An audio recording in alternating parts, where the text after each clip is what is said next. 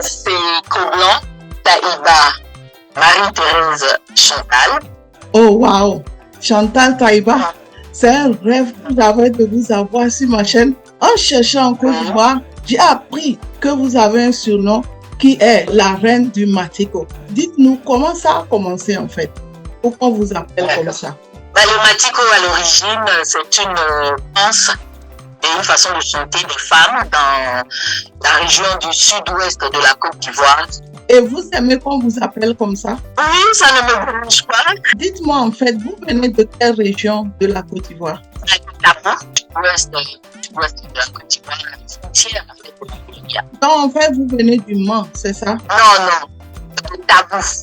J'ai toujours cru que vous étiez une baoulée ou franchement, ça fait plaisir encore de connaître une autre région de la Côte d'Ivoire. Quel genre de musique vous produisez? C'est le Matiko, mon style de prédilection, c'est le Matiko.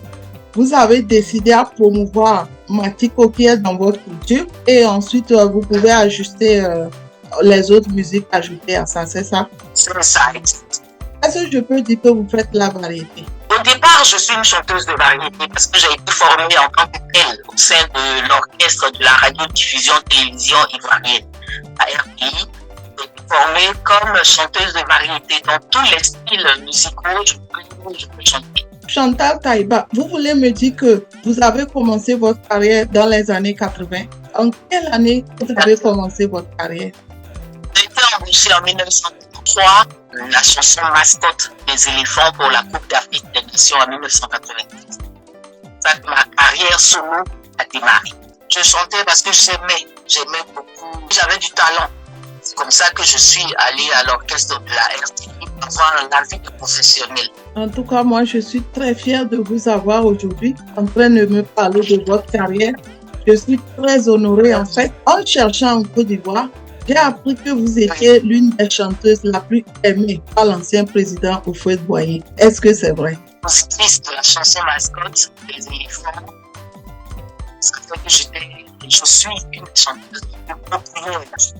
À son âme, Félix Houphouët-Boigny m'a invité à presque tous les galas présidentiels. Avec gala, il y avait forcément Chantal Taïba sur la liste des artistes qui m'avaient presté. Ça a continué comme ça, effectivement. Dites-moi combien d'albums et combien de chansons vous avez aujourd'hui sur le marché? J'ai jamais calculé, j'ai 9 albums après. Chantez-vous toujours de nos jours? La musique, c'est ma vie, je ne peux pas ne pas chanter. C'est comme si je ne vivais pas. Je chante tout le temps parce que c'est mon métier et j'adore ce métier, c'est ma passion. En tout cas, moi, je suis fière de vous, Chantal Taïba. Vous avez commencé par chanter depuis les années 80 et je pense que vous avez eu beaucoup d'expérience. Est-ce que vous pouvez me parler un peu de votre expérience que vous avez eue en tant que chanteuse? Je ne peux pas se dire que je vois tel ou tel à la télévision qui a du succès, je veux faire comme cette personne-là. Non, il faut être convaincu qu'on aime ce métier parce qu'on peut recevoir des coups aussi. C'est pas tout le temps qu'on fait rêver les gens. Il y a des hauts, il y a des bas. Quand on a l'amour du métier, on ne fait pas attention aux bas.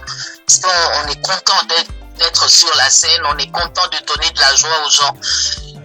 Donc il faut d'abord aimer ce qu'on fait et ensuite respecter les ennemis. Il ne suffit pas d'avoir du succès dès qu'on arrive et puis narguer les anciens ou se prendre pour être normal, respecter les ennemis.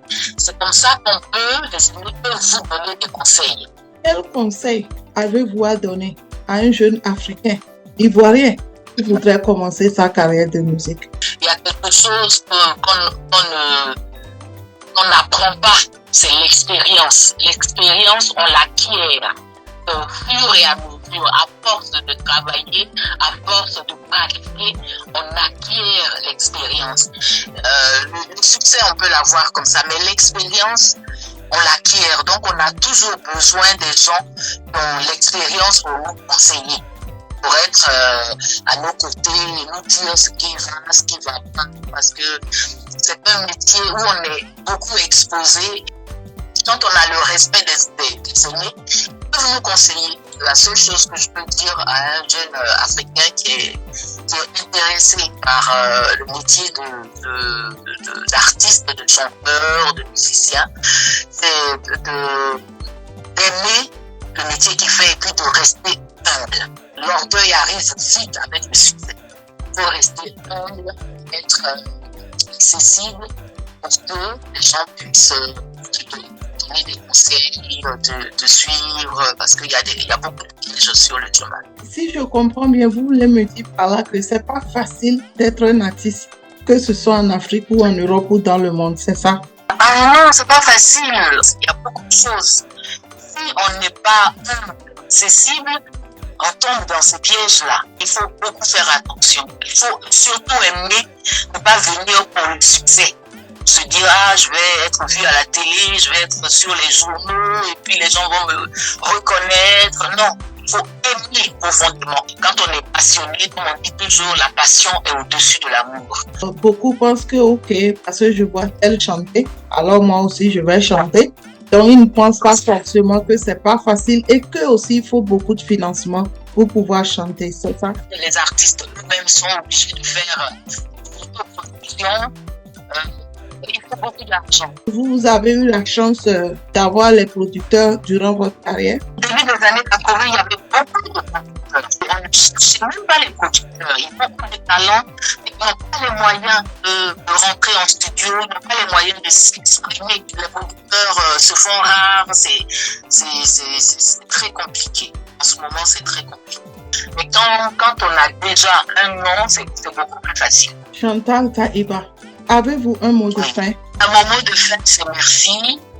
Merci à vos auditeurs, parce que malgré le talent qu'on a, s'il n'y a pas de public, il n'y a pas de gens qui nous suivent, on ne peut pas évoluer. Merci de nous recevoir sur l'émission. Vraiment, merci à tous. Chantal Taiba, merci beaucoup d'être venu sur ma chaîne en direct de Washington DC, en train de me parler de votre carrière. Je suis très honorée. Je vous ai vu chanter depuis toute petite que je chantais sur vos chansons. Et moi, aujourd'hui, c'est comme je suis dans un rêve de vous avoir en direct de Washington DC. J'espère vous recevoir très, très prochainement pour une autre interview. Merci beaucoup et à la prochaine. Au revoir.